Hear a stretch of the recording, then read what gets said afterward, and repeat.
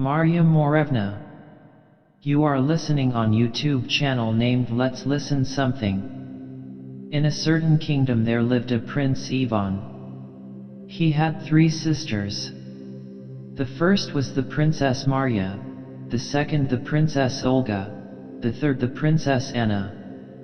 When their father and mother lay at the point of death, they had thus enjoined their son, "Give your sisters in marriage to the very first suitors who come to woo them. Don't go keeping them by you." They died and the prince buried them, and then, to solace his grief, he went with his sisters into the garden green to stroll. Suddenly the sky was covered by a black cloud, a terrible storm arose. "Let us go home, sisters," he cried. Hardly had they got into the palace, when the thunder pealed, the ceiling split open, and into the room where they were, came flying a falcon bright. The falcon smote upon the ground, became a brave youth, and said, "Hail, Prince Ivan! Before I came as a guest, but now I have come as a wooer. I wish to propose for your sister, the Princess Marya. If you find favor in the eyes of my sister, I will not interfere with her wishes. Let her marry you in God's name." The Princess Marya gave her consent. The falcon married her and bore her away into his own realm. Days follow days, hours chase hours, a whole year goes by. One day Prince Ivan and his 2 sisters went out to stroll in the garden green. Again there arose a storm cloud with whirlwind and lightning. "Let us go home, sisters," cried the prince. Scarcely had they entered the palace, when the thunder crashed, the roof burst into a blaze, the ceiling split in twain, and in flew an eagle. The eagle smote upon the ground and became a brave youth. "Hail, Prince Ivan! Before I came as a guest, but now I have come as a wooer." And he asked for the hand of the Princess Olga. Prince Ivan replied, "If you find favor in the eyes of the Princess Olga, then let her marry you. I will not interfere with her liberty of choice." The Princess Olga gave her consent and married the eagle. The eagle took her and carried her off to his own kingdom. Another year went by. Prince Ivan said to his youngest sister, "Let us go out and stroll in the garden green." They strolled about for a time. Again there arose a storm cloud, with whirlwind and lightning. "Let us return home, sister," said he. They returned home, but they hadn't had time to sit down when the thunder crashed, the ceiling split open, and in flew a raven. The raven smote upon the floor and became a brave youth. The former youths had been handsome, but this one was handsomer still. "Well, Prince Ivan, before I came as a guest, but now I have come as a wooer. Give me the Princess Anna to wife. I won't interfere with my sister's freedom. If you gain her affections, let her marry you." So the Princess Anna married the raven, and he bore her away to his own realm. Prince Ivan was left alone.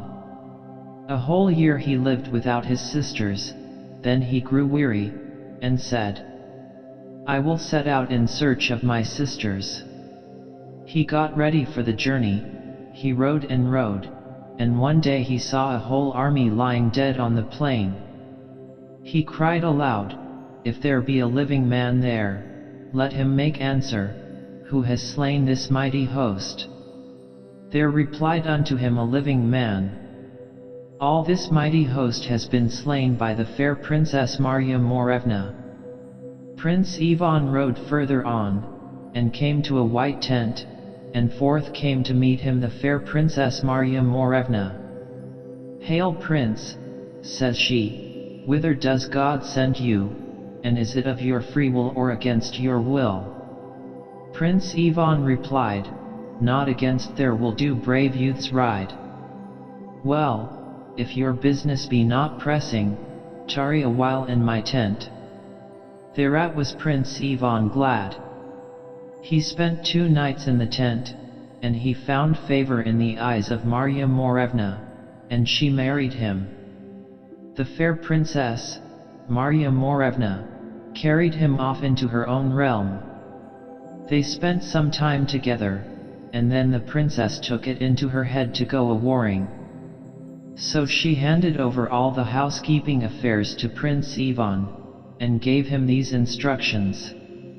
Go about everywhere, keep watch over everything, only do not venture to look into that closet there. He couldn't help doing so. The moment Marya Morevna had gone, he rushed to the closet, pulled open the door, and looked in. There hung Koshchei the Deathless, fettered by 12 chains. Then Koshchei entreated Prince Ivan, saying, "Have pity upon me and give me to drink. 10 years long have I been here in torment, neither eating or drinking. My throat is utterly dried up." The prince gave him a bucket full of water. He drank it up and asked for more, saying, "A single bucket of water will not quench my thirst, give me more." The prince gave him a second bucket full. Koshchei drank it up and asked for a third, and when he had swallowed the third bucket full, he regained his former strength, gave his chains a shake, and broke all 12 at once. "Thanks, Prince Ivan," cried Koshchei the Deathless. "Now you will sooner see your own ears than Marya Morevna," and out of the window he flew in the shape of a terrible whirlwind. And he came up with the fair Princess Marya Morevna as she was going her way, laid hold of her, and carried her off home with him. But Prince Ivan wept full sore, and he arrayed himself and set out a-wandering, saying to himself, "Whatever happens, I will go and look for Marya Morevna." One day passed, another day passed. At the dawn of the 3rd day he saw a wondrous palace, and by the side of the palace stood an oak, and on the oak sat a falcon bright. Down flew the falcon from the oak, smote upon the ground, turned into a brave youth and cried aloud, "Ha, dear brother-in-law, how deals the Lord with you?"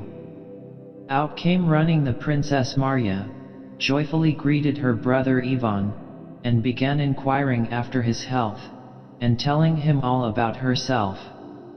The prince spent 3 days with them, then he said, "I cannot abide with you, I must go in search of my wife the fair Princess Marya Morevna." "Hard will it be for you to find her," answered the falcon. "At all events leave with us your silver spoon. We will look at it and remember you." So Prince Ivan left his silver spoon at the falcon's, and went on his way again. On he went one day, on he went another day, and by the dawn of the 3rd day he saw a palace still grander than the former one, and hard by the palace stood an oak, and on the oak sat an eagle. Down flew the eagle from the oak, smote upon the ground, turned into a brave youth, and cried aloud, "Rise up, Princess Olga! Hither comes our brother dear." The Princess Olga immediately ran to meet him, and began kissing him and embracing him, asking after his health and telling him all about herself. With them Prince Ivan stopped 3 days, then he said, "I cannot stay here any longer. I am going to look for my wife, the fair Princess Marya Morevna." "Hard will it be for you to find her," replied the eagle. "Leave with us a silver fork. We will look at it and remember you." He left a silver fork behind, and went his way. He traveled 1 day, he traveled 2 days, at daybreak on the 3rd day he saw a palace grander than the first 2, and near the palace stood an oak, and on the oak sat a raven. Down flew the raven from the oak, smote upon the ground, turned into a brave youth, and cried aloud, "Princess Anna, come forth quickly, our brother is coming." Out ran the Princess Anna, greeted him joyfully, and began kissing and embracing him, asking after his health and telling him all about herself. Prince Ivan stayed with them 3 days, then he said, "Farewell. I am going to look for my wife, the fair Princess Marya Morevna."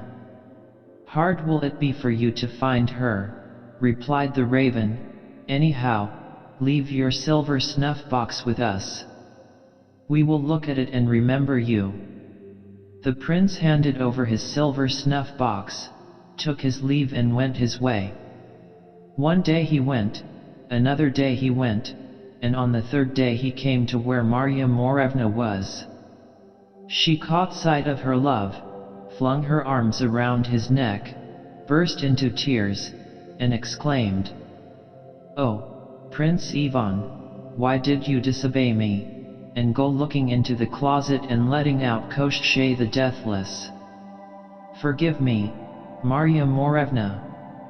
Remember not the past, much better fly with me while Koshchei the Deathless is out of sight. Perhaps he won't catch us." So they got ready and fled. Now Koshchei was out hunting. Towards evening he was returning home, when his good steed stumbled beneath him. "Why stumblest thou, sorry jade? Scentest thou some ill?" The steed replied, "Prince Ivan has come and carried off Marya Morevna. Is it possible to catch them?"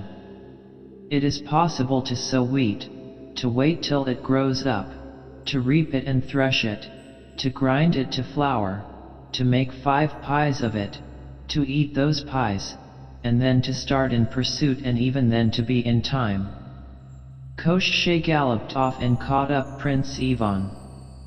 "Now," says he, "this time I will forgive you, in return for your kindness in giving me water to drink.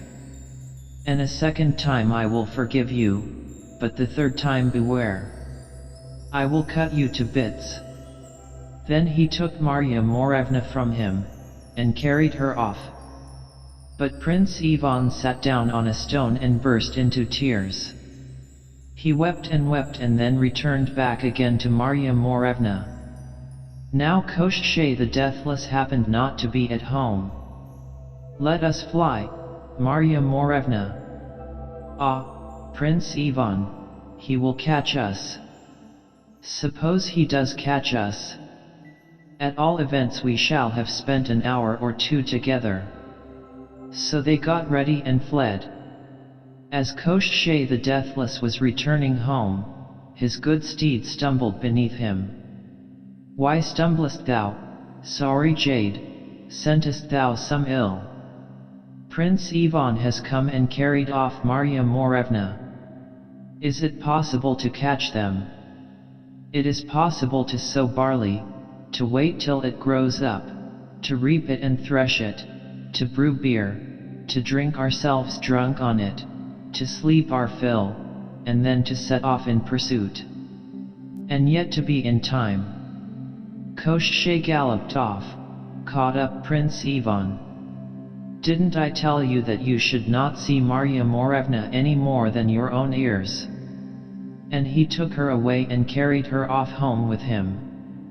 Prince Ivan was left there alone. He wept and wept, then he went back again after Marya Morevna. Koshchei happened to be away from home at that moment. "Let us fly, Marya Morevna." "Ah, Prince Ivan. He is sure to catch us and hew you in pieces. Let him hew away. I cannot live without you." So they got ready and fled. Koshchei the Deathless was returning home when his good steed stumbled beneath him. "Why stumblest thou, scentest thou any ill?" "Prince Ivan has come and has carried off Marya Morevna." Koshchei galloped off, caught Prince Ivan, chopped him into little pieces, put them in a barrel, smeared it with pitch and bound it with iron hoops, and flung it into the blue sea. But Marya Morevna he carried off home. At that very time, the silver turned black which Prince Ivan had left with his brothers-in-law. "Ah," said they, "the evil is accomplished sure enough." Then the eagle hurried to the blue sea, caught hold of the barrel, and dragged it ashore. The falcon flew away for the water of life, and the raven for the water of death. Afterwards they all three met, broke open the barrel, took out the remains of Prince Ivan, washed them, and put them together in fitting order. The raven sprinkled them with the water of death, the pieces joined together, the body became whole.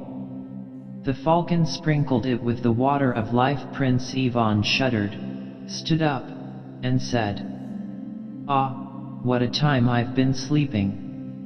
"You'd have gone on sleeping a good deal longer, if it hadn't been for us," replied his brothers-in-law. "Now come and pay us a visit." "Not so, brothers, I shall go and look for Marya Morevna." And when he had found her, he said to her, "Find out from Koshchei the Deathless whence he got so good a steed." So Marya Morevna chose a favorable moment, and began asking Koshchei about it.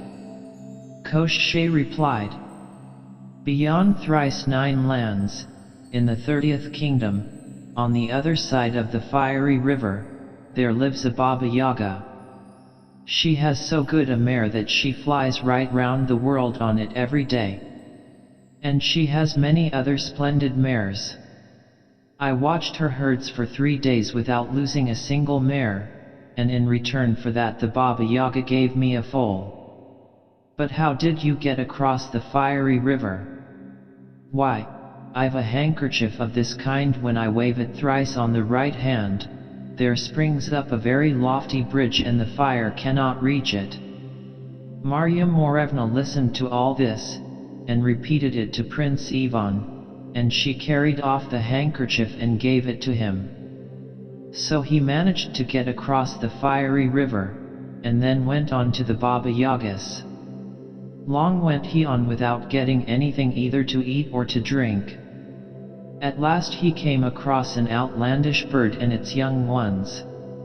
Says Prince Ivan, "I'll eat one of these chickens." "Don't eat it, Prince Ivan," begs the outlandish bird, "some time or other I'll do you a good turn." He went on farther and saw a hive of bees in the forest. "I'll get a bit of honeycomb," says he. "Don't disturb my honey, Prince Ivan," exclaims the queen bee, "some time or other I'll do you a good turn." So he didn't disturb it, but went on. Presently there met him a lioness with her cub. "Anyhow I'll eat this lion cub," says he, "I'm so hungry, I feel quite unwell." "Please let us alone, Prince Ivan," begs the lioness, "some time or other I'll do you a good turn." "Very well, have it your own way," says he. Hungry and faint he wandered on, walked farther and farther, and at last came to where stood the house of the Baba Yaga. Round the house were set 12 poles in a circle, and on each of 11 of these poles was stuck a human head. The 12th alone remained unoccupied. "Hail, Granny! Hail, Prince Ivan, wherefore have you come? Is it of your own accord, or on compulsion?" "I have come to earn from you a heroic steed." "So be it, Prince, you won't have to serve a year with me, but just 3 days. If you take good care of my mares, I'll give you a heroic steed. But if you don't, why then you mustn't be annoyed at finding your head stuck on top of the last pole up there." Prince Ivan agreed to these terms. The Baba Yaga gave him food and drink, and bid him set about his business. But the moment he had driven the mares afield, they cocked up their tails, and away they tore across the meadows in all directions. Before the prince had time to look round, they were all out of sight. Thereupon he began to weep and to disquiet himself, and then he sat down upon a stone and went to sleep. But when the sun was near its setting, the outlandish bird came flying up to him, and awakened him saying, "Arise, Prince Ivan, the mares are at home now." The prince arose and returned home. There the Baba Yaga was storming and raging at her mares, and shrieking, "Whatever did ye come home for? How could we help coming home?" said they. "There came flying birds from every part of the world, and all but pecked our eyes out. Well, well, tomorrow don't go galloping over the meadows, but disperse amid the thick forests." Prince Ivan slept all night. In the morning the Baba Yaga says to him, "Mind, Prince, if you don't take good care of the mares, if you lose merely one of them your bold head will be stuck on that pole." He drove the mares afield. Immediately they cocked up their tails and dispersed among the thick forests. Again did the prince sit down on the stone, weep, and then go to sleep. The sun went down behind the forest. Up came running the lioness. "Arise, Prince Ivan. The mares are all collected." Prince Ivan arose and went home. More than ever did the Baba Yaga storm at her mares and shriek, "Whatever did ye come back home for? How could we help coming back? Beasts of prey came running at us from all parts of the world, all but tore us utterly to pieces. Well, tomorrow run off into the blue sea." Again did Prince Ivan sleep through the night. Next morning the Baba Yaga sent him forth to watch the mares. "If you don't take good care of them," says she, "your bold head will be stuck on that pole." He drove the mares afield. Immediately they cocked up their tails, disappeared from sight, and fled into the blue sea. There they stood, up to their necks in water. Prince Ivan sat down on the stone, wept, and fell asleep. But when the sun had set behind the forest, up came flying a bee and said, "Arise, Prince. The mares are all collected.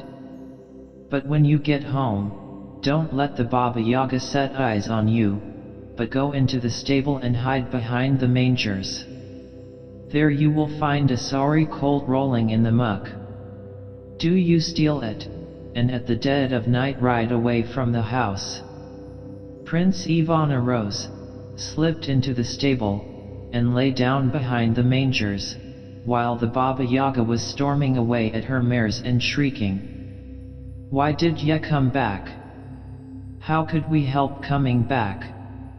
There came flying bees in countless numbers from all parts of the world, and began stinging us on all sides till the blood came."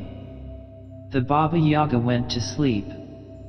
In the dead of the night Prince Ivan stole the sorry colt, saddled it, jumped on its back, and galloped away to the fiery river. When he came to that river he waved the handkerchief 3 times on the right hand, and suddenly, springing goodness knows whence, there hung across the river, high in the air, a splendid bridge. The prince rode across the bridge and waved the handkerchief twice only on the left hand. There remained across the river a thin, ever so thin a bridge. When the Baba Yaga got up in the morning, the sorry colt was not to be seen. Off she set in pursuit. At full speed did she fly in her iron mortar, urging it on with the pestle, sweeping away her traces with the broom. She dashed up to the fiery river, gave a glance, and said, "A capital bridge." She drove onto the bridge, but had only got halfway when the bridge broke in two, and the Baba Yaga went flop into the river. There truly did she meet with a cruel death. Prince Ivan fattened up the colt in the green meadows, and it turned into a wondrous steed. Then he rode to where Marya Morevna was. She came running out, and flung herself on his neck, crying, "By what means has God brought you back to life?" "Thus and thus," says he. "Now come along with me."